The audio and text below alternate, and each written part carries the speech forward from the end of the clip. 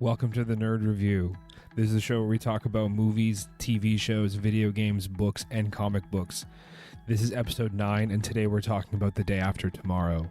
This is one of my favorite disaster movies from one of my favorite directors, a king of disaster movies, Rolland Emmerich. So he's directed The Day After Tomorrow, Independence Day, Godzilla from 1998. So that's the one with Matthew Broderick, with a lot of people might say in hindsight, not a Godzilla movie, but that's a debate for another episode. Today we're talking about The Day After Tomorrow. This movie stars Denis Quaid, Celia Ward, a very young Jake Gyllenhaal, a very young Emmy Rossum, who are amazing in this movie. And let's jump into The Day After Tomorrow. Now, I'm going to start off by saying that I love stylized intros. When The Day After Tomorrow, when the movie starts, you see the 20th Century Fox logo, and it goes from the gold and the lights moving, and then it quickly freezes over, and it fades from gold to this pale blue. And I really enjoy, a stylized intro. You hear the cracks of thunder, and it jumps right into the movie. And the movie follows Denis Quaid. He's playing Jack. And it follows him trying to basically get to his son, who went on a trip to New York when this big storm hits. And Denis Quaid, his character, is this paleoclimatologist, and he's managed to figure out, or he hypothesizes that, he sees this trend that happened, hundreds of years ago, that in a period of rapid heating, climate change, global warming in 2004, that this could trigger a ice age event. And he tells the UN, the government, that this could happen in 100 years, 1,000 years, and if we don't act now, it'll cost more later. And what they don't realize is that it's going to happen the day after tomorrow, which, I mean, they don't go as far to say it, but that's what happens. So Jake Gyllenhaal's character, he's on a field trip with Emmy Rossum. They go to New York, and so that sets up the plot A, the plot B. Jack, Denis Quaid, is in Washington when the storm hits, and he hears that, his son is trapped in New York, and there's this big storm brewing. So he says that, he's going to set out to save his son. And his crew of, expeditionists, the movie opens, the first scene of the movie opens with Jack and his two friends on this expedition in the Arctic. So it does, it sets up well that they're experienced with, winter climates and trekking through winter climates, which is a nice, it's not just like some suburban dad who's just like, I'm going to throw on my coat and walk hundreds of miles in the snow. At least this gentleman has, an established experience with this and maybe could, theoretically pull this feat off. But again, the movie might be inaccurate scientifically and exaggerate what, somebody is capable of doing.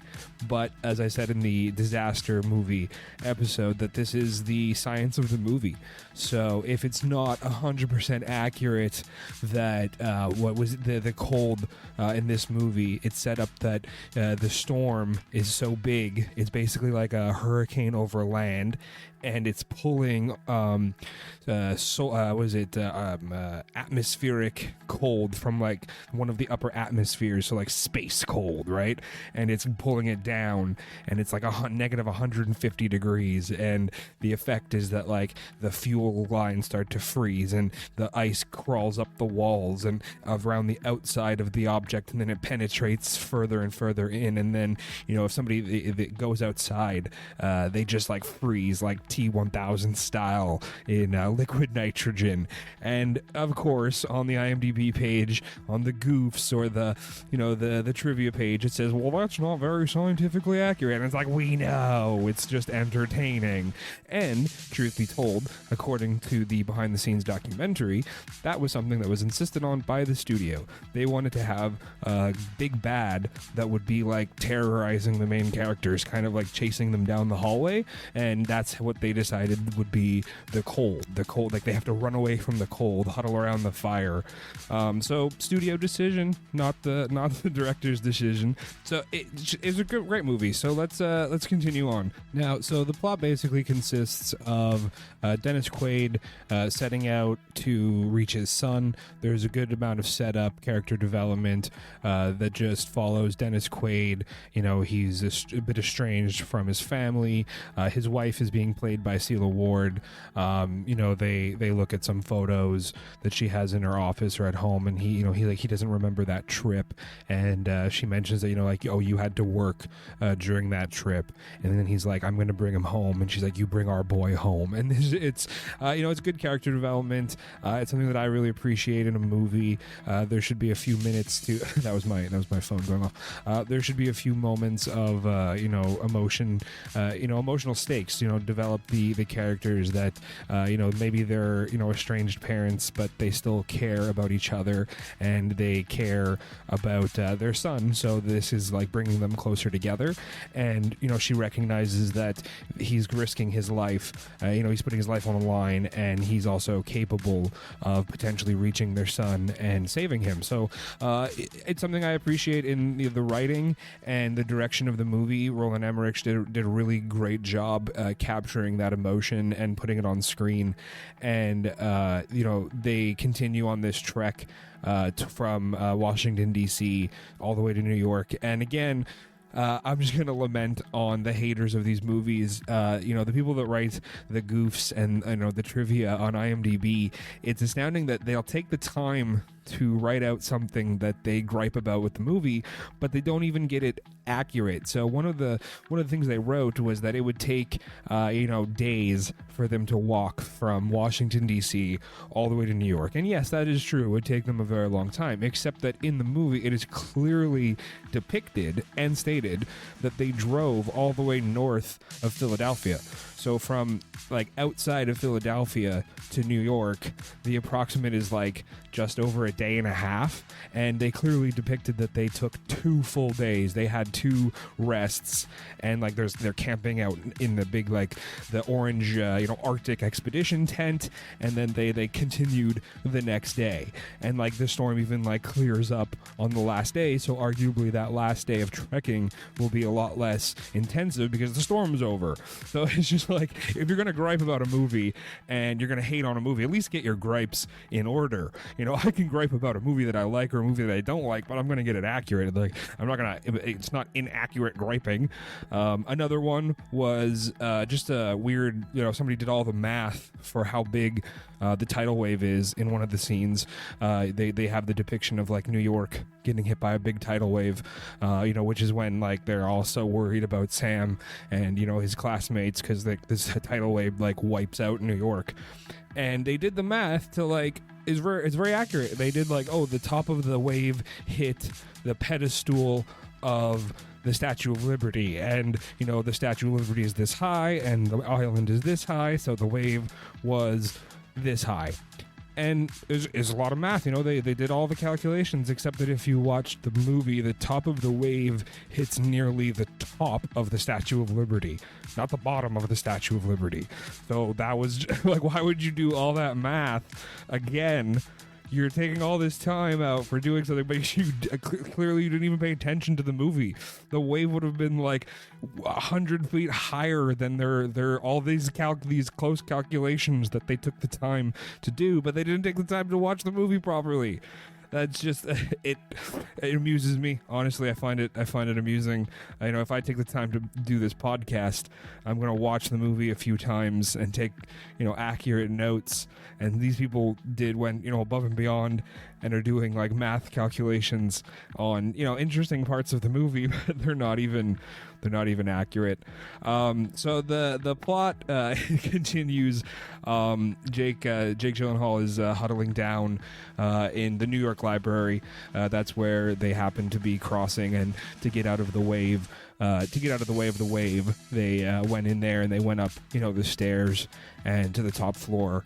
And the wave kind of like crashes around all the buildings, and it's like moving the cars, and there's like a big bus that just gets like thrown, and so the wave goes all the way around, And it cuts back and forth between the two, plot A, plot B. But the movie unfolds really well from this point on. They have a few scenes of like the intensity of the storm. All the water in New York starts to freeze rapidly, and people are, walking out on the ice. And Sam manages to call his dad, and Denis Quaid is like, "You can't go outside. If you go outside, you're gonna die." And it's all dramatic. And it's really well done. This scene where Sam, Jake Gyllenhaal, calls, his dad, Denis Quaid. They have this recreation set of a portion of the New York Public Library, and it's the bottom half where the payphones are, because nobody's upstairs. They're not able to get a signals. There's a big storm happening. It's 2004. You have a Nokia brick or some sort of flip phone, and so Sam is like, where are the landlines? They'll still have a signal, but it's in the part of the library that's already underwater and is continuing to flood. So he goes down, and they've really flooded it. They've built part of this stairwell and the archway, and you can see the phone, and the water line is like right below where the phone book would be, kind of thing, in the setup of a payphone. And he wades into the water, and it's like super cold, and he was like, it's all icy and whatnot. And it's Jake Gyllenhaal's a very good actor, and as he's on the phone and he manages to call his dad, and his mom is there, and they're at his dad's office, and he obviously assumed his dad would be at work during this big emergency event where a climatologist or a paleoclimatologist would be needed. And they manage to speak, and that's when his dad tells him that you have to stay inside, and the storm's going to get really bad, and you won't have a chance to survive outside. And as they're on the phone, the water level is rising, and it's super cold, and he's telling him all this. And it brings him and Laura even closer. It brings Sam and Laura even closer, because she's watching as the water level rises, and it goes above the archway, and she can't see him, and then she's like screaming like, "Sam, Sam!" And it's a touching moment. And then she has to get all his wet clothes off, and she hugs him, and she's like, "I'm using my body to warm your body." And it's it's getting a little saucy in The Day After Tomorrow. So that's when Denis Quaid's character is like, okay, I'm setting out, I'm gonna go get him. And he goes into his little room, wherever he works in this government building, and he has his Arctic expedition gear, which is really cool. It's also one of the few movies that has an accurate depiction of winter. So many times you see them it's howling wind, and they're walking down the street in their coat, but they have no hat, gloves, scarf, nothing. And I live in Canada. I have experienced winter. You need a hat. You need some sort of face covering if it's that cold. And in this movie, it's proper winter gear. They have it's supposed to be Arctic expedition gear that they're wearing, and they have face masks, and they have goggles, and they have good gear, which is also really cool. A little tangent, in my opinion. Everyone loves cosplay. Cosplay is so popular these days, and one of my little jokes about one of the reasons why I love The Day After Tomorrow so much is that from November to February, I get to do cosplay every time I go outside. I can pretend that I'm going out into the day after tomorrow, and I got to put my snow pants and my winter jacket and my hat and my scarf and my gloves, and how far can I walk in these sub-zero temperatures? And it's fun going out in a snowstorm and walking to your favorite forest trail. I used to live near big forest trails and stuff, and that was just something that I found really fun and I enjoyed. It's like getting to go cosplaying every time you leave the house, which is a good way to get through winter blues. If you need some a new way of framing it in perspective, you can put on all your cosplay and pretend you're in The Day After Tomorrow, and you're you're trekking out into a storm to get precious resources from the SAQ, or something from the depth. So to get back to the movie, there's some really good VFX that has started to come into effect at this point in the movie. There's the big tidal wave that happened, and shortly after the tidal wave, there's a ship that comes down down the heart of New York.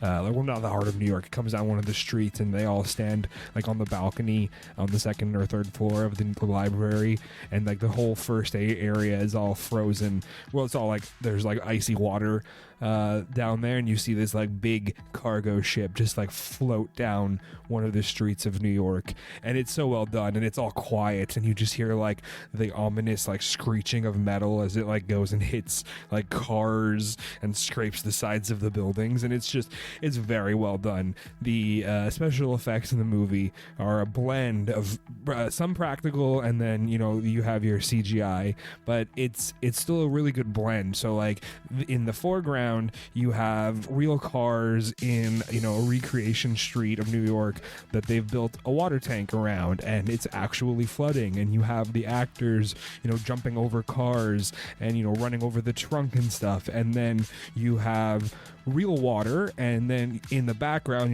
they're on a blue screen or a green screen, and then you add the effects of the background. It's they make it to look like real New York, and it really translates, because almost 18 years later the movie still looks phenomenal, which is due to all the special effects houses that worked on this movie. The crafting of this movie is quite phenomenal. If you look at the behind the scenes documentary, or I read a lot of the behind the scenes and the making of information. So 9 effects houses worked on this movie, over 1,000 artists, notably Industrial Light and Magic and Digital Domain, which is amazing. These are some of the biggest special effects houses at the time, and still to this day. But one of the things that I was shocked about when watching the behind the scenes documentary is that ILM, Industrial Light and Magic, they handled the wolves in the movie. And if you're familiar with Day After Tomorrow, shockingly, the wolves is the worst part of the movie. They don't look real whatsoever. They don't mesh. Their fur doesn't look real. There's no depth to them at all. They look almost 2D and static on the real world background, which is shocking. It breaks your perception, your immersion into the movie, and it's just crazy that such a big special effects house like Industrial Light and Magic would be responsible for, hands down, in my opinion, the worst part of the movie. The special effects are horrible, and it's unfortunate because the wolves, they do play like one of the perils in the movie. Sam's character and some of the supporting cast, with Jake Gyllenhaal, they have to go out onto that big ship because there's some resources on it. Emmy Rossum's character Laura, she suffered an injury. She cut her leg while the water was swelling and they were fleeing. She was running past a car, and 2 of the cars had collided, and she cut her leg, and it was infected. It makes sense, all that dirty water. It's New York. It's probably very dirty water. And so they assume that this big ship that has floated in, and the water's frozen. They've seen people walking on the ice. So they head out, and but the wolves have escaped from the zoo, the Central Park Zoo, which was established in another shot. Very well done. They foreshadow everything really well. It's not like they just walk out and then all of a sudden it's like, oh hey, where'd these wolves come from? Just happened to walk by when all the storm stuff is happening and the tidal wave is coming in and the lightning is building. They have a scene in the zoo, and they're like, oh, the wolves are all agitated, and it does track. There's all this reports of and scientific knowledge about animals being aware of storms and having some foresense. So I enjoyed that. And then at some point they show you that the wolves escaped. So the wolves do play this like vital part in the movie, and it's crazy to believe that Industrial Light and Magic was responsible for this vital part of the movie, and they accepted such a subpar work. They accepted it and they put it in the final movie, and that's shocking. And to me, it's a clear example of a big company just using their weight, like, oh, we're Industrial Light and Magic and we'll handle this, and then handing in something subpar and just phoning it in and taking their money and being like, oh, it's a disaster movie, nobody's gonna care. Like, they probably didn't care about the movie. It's not Star Wars, it's not something big, and it's just that part really irks me, especially that I already hated the wolves, and then I go and find out that it's one of the like most reputable VFX companies in the world, and that was what they handed in. It's like, you got an F on your homework for that. So that was just my little rant on Industrial Light and Magic and their hand in ruining what should have been a really good portion of the movie, because you watch those wolves and you're just like, that's just so subpar, man. It's so subpar. So let's cut back. I'll digress, and we'll get back to the plot a little bit here. So back to the remaining of the plot. Once you get to the ship part, you're close to like halfway through more than halfway through the movie. They get back to the library as they're finishing up on the ship. The wolves had chased them through the ship. They heard them. They catch them on the ship. They have to. One of their friends gets a little bit mauled, and they hit him in the face with a frozen fire extinguisher. They don't hit their face. They don't hit their face in the friend. They don't hit their friend in the face with a fire extinguisher. Wow, say that 5 times fast. Don't hit their friend in the face with a fire extinguisher. They hit the wolf, the poorly done wolf, in the face with a fire extinguisher, and they manage to close the doors, and they're collecting all these supplies, foods, from the mess hall on the ship, and they find some penicillin and some medicine, and Jake Gyllenhaal's character Sam, he goes out one of the portholes and tries to distract the wolves and gets them to chase him out of the interior of the ship, and he locks them out, I know they lock them in another room. That's what it is. They lock them in another compartment so that they can escape the ship, and they come back with all their medicine, but as they're doing this, as they're fighting the wolves, Jake realizes, Sam's character, he realizes that they're basically in the eye of the storm, and he can see that the air is starting to slow down, and he looks up the buildings, and it's that studio bad guy, the cold, is starting to freeze as it's pulling the cold air down, is the idea. It's coming from the upper atmospheres, and you can see the windows cracking and the ice descending on the the main characters here, and so they he starts rushing them urgently, and they make their way back into the library, and you can see the ice is climbing over the walls, and it's freezing the hallway as they run down, and he's yelling at them, don't let the fire go out, don't let the fire go out, and they're throwing they were throwing books, and at one point one of the characters made a joke. They were arguing over you can't burn books, and one of the characters there's a whole section on law down here, or on business law, tax law, or something like that. He's we can burn that, and so they were breaking up chairs too, and he's telling them don't let the fire burn, or don't let the fire burn, don't let the fire burn out, and that's where it cuts back to Denis Quaid's character. We don't see Sam again. The movie's winding down, and he's on his final part of his trek. They lose one party member as they stall out. As I mentioned earlier, they were able to drive in their tricked out Humvee, their Arctic expedition vehicle that they need to now, to maneuver the streets of New York, Washington to New York. They stall out along the highway. There's a bunch of crashed vehicles, and at first they're he checks the GPS, and he's oh, we're only just north of Philly, and Denis Quaid's character is just oh, from here we walk. And it was obviously they weren't just gonna give up on his son, so they start trekking, and at one point they're walking, and to kind of demonstrate it was really well done that the snow has gotten so high, is that they're actually walking on the glass roof of a shopping mall, and one of the the party members, one of the expedition guys, Frank, who is played by J.O. Sanders, who he's supposed to be Jack, Denis Quaid's character. He's supposed to be their best friend. He's I've been going with you for 20 years. Of course I'm coming with you. I'm gonna help you save your son. The glass under him breaks, and he falls. And it was one of the things I said before. I really enjoy the level of accuracy in the depiction of 3 guys who are supposed to be experienced Arctic expeditionists.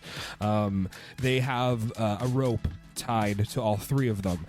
So in the idea is that if one of you like fall over or slip or you fall unconscious, that you're not just left behind, that the rope would be taut. So instead of just falling through the roof, they start to get pulled backwards, and he pulls out his axe, and they stop their momentum. But now Frank, this their party member, their friend, their colleague, he's just like hanging perilously over this giant chasm. They're hanging 3 stories up from a shopping mall, and he had a sled with him. He had like all their not all of them, but like some of the resources.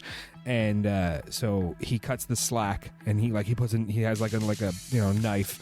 They're on an expedition, so he has all his tools with him, and he cuts the rope behind him, and they do a really good job of showing the sled fall, and like it smashes on top of the escalator, in like a dramatic example of what's about to happen to him, basically, because they don't have a really good way of getting him out.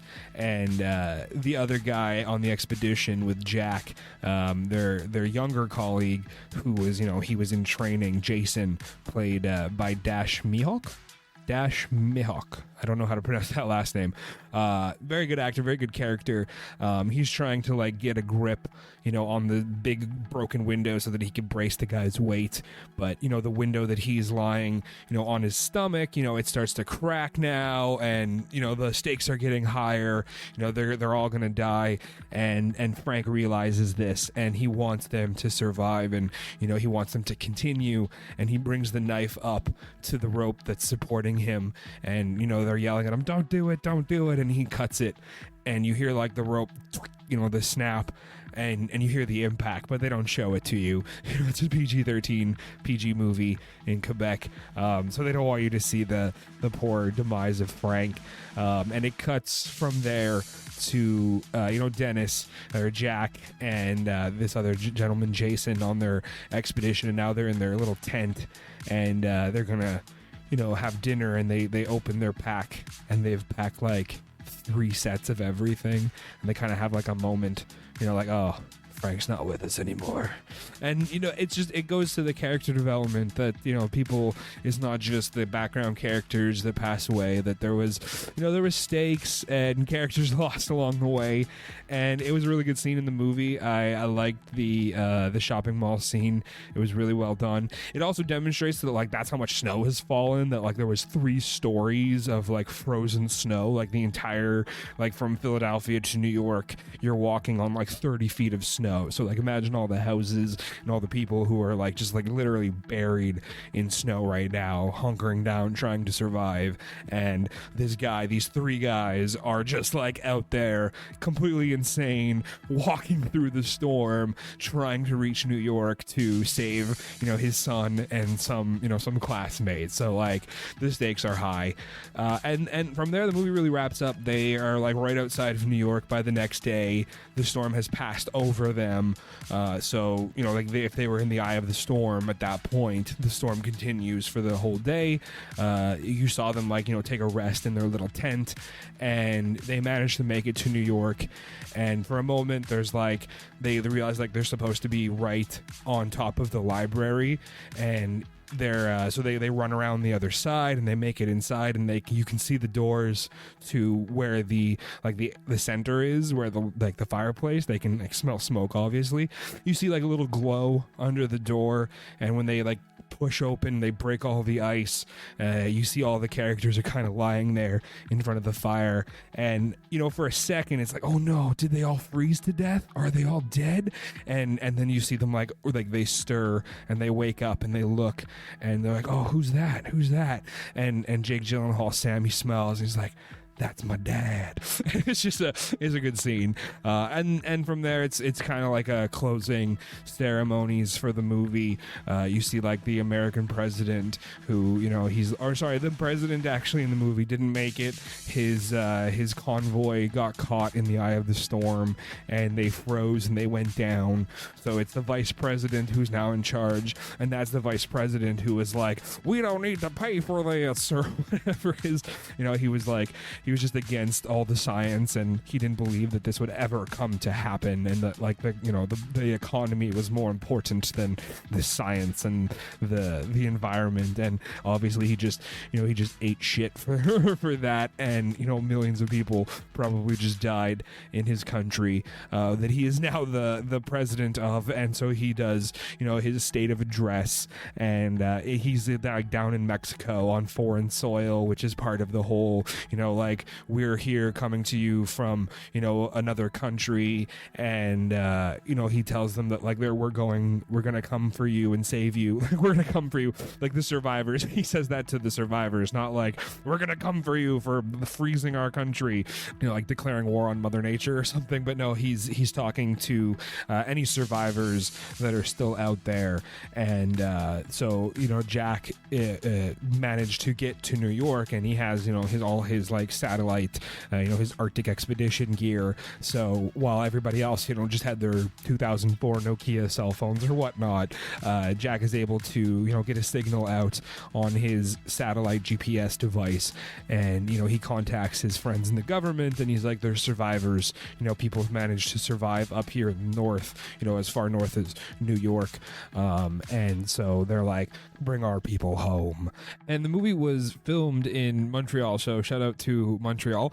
But so this scene of bring our people home, it included 6 actual helicopters, like government issue helicopters, and they flew them over the Montreal skyline, not the New York skyline, which prompted a bunch of people to call 911 and worries, and the authorities had to assure the residents of Montreal that they were not being invaded by the United States, and that this was simply for a movie production, which I think is hilarious. In 2004 I was 10, so I don't really remember. Maybe I saw some of these helicopters flying overhead, but I wouldn't have had the thought that, oh no, we're being invaded by America.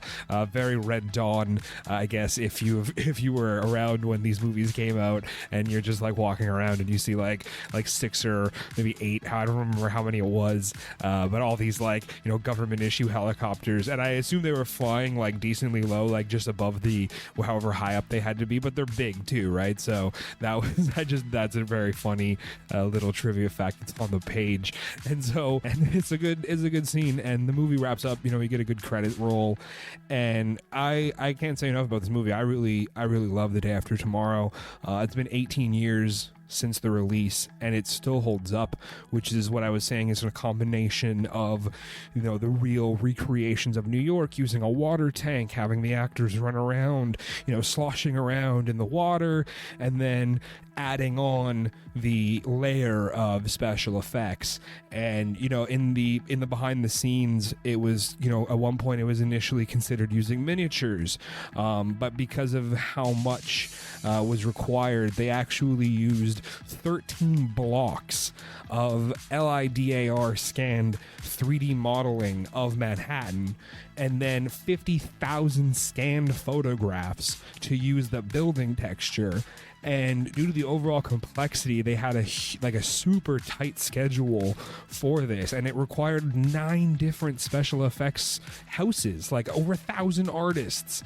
And like they used small houses, small special effects houses for individual scenes, and they still have the record for one of the longest CGI scenes. The entire intro to the movie, when they're in Antarctica, it's all CGI, and it's really well done. You have like the crunch of the snow effect, and it's all blue, and the characters mesh because the characters are there, and what's in the foreground was an actual set. So it's remarkable what they were able to achieve. And obviously a large portion of the movie's budget was allocated to these special effects and the employment of over 1,000 artists and 9 special effects houses. So the budget was $125 million in 2004 money, and it made at the box office $552.6 million.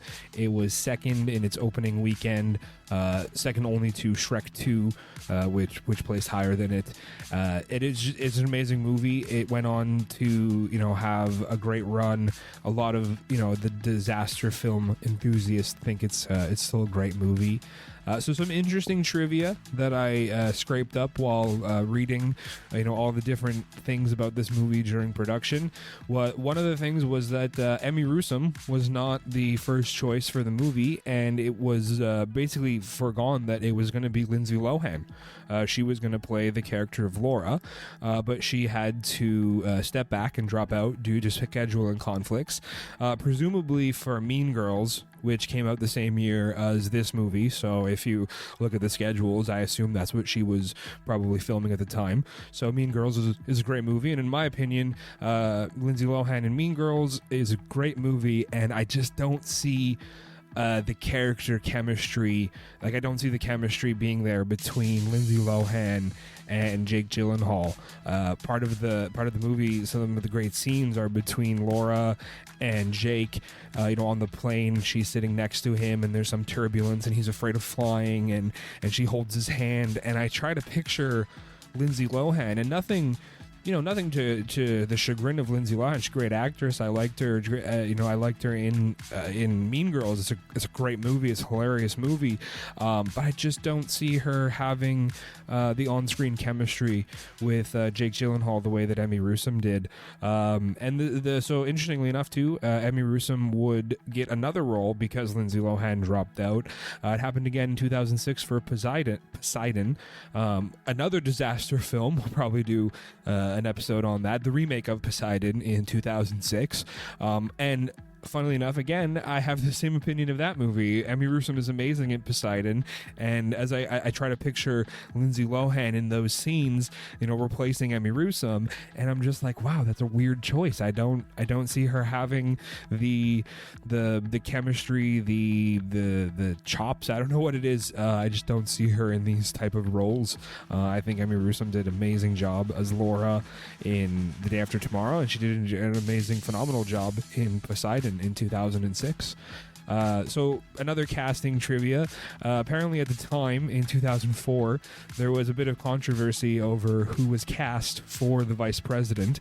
The actor is Kenneth Walsh, and the reason it was controversial is because he actually had a somewhat of a physical resemblance to the vice president Dick Cheney. And Rolland Emmerich actually insisted on it for that reason. Apparently, he admitted that the character of the president and the vice president and the casting of Kenneth Welsh was as a criticism of Bush and Cheney and their opposition to the Kyoto protocols and not reducing greenhouse gas emissions. So that's a little funny, interesting thing from the director and his choice on casting. It was he's trying to do trying to be make some sort of political statement while making a movie about climate change, and it's about the government ignoring the warning of scientists, and that somewhat mirrored what was actually happening in 2004. So that was interesting. It's also interesting that Rolland Emmerich spent $200,000 of his own money to make the production carbon neutral.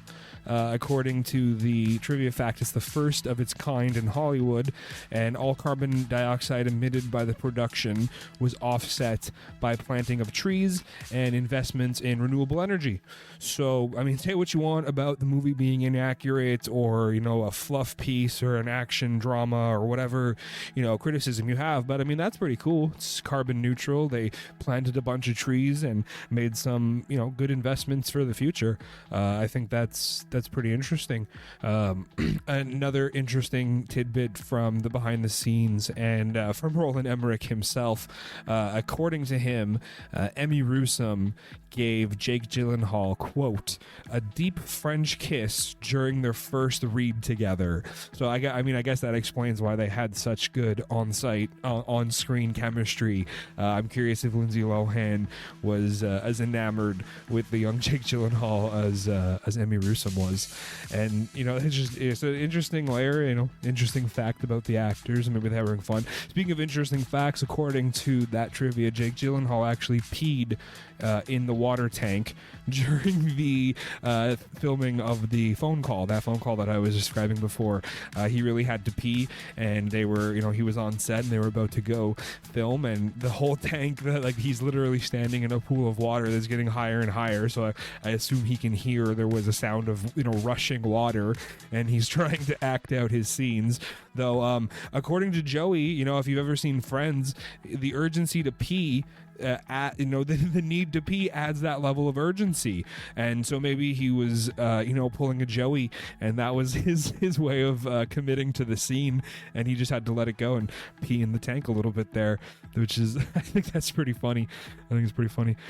So that's The Day After Tomorrow.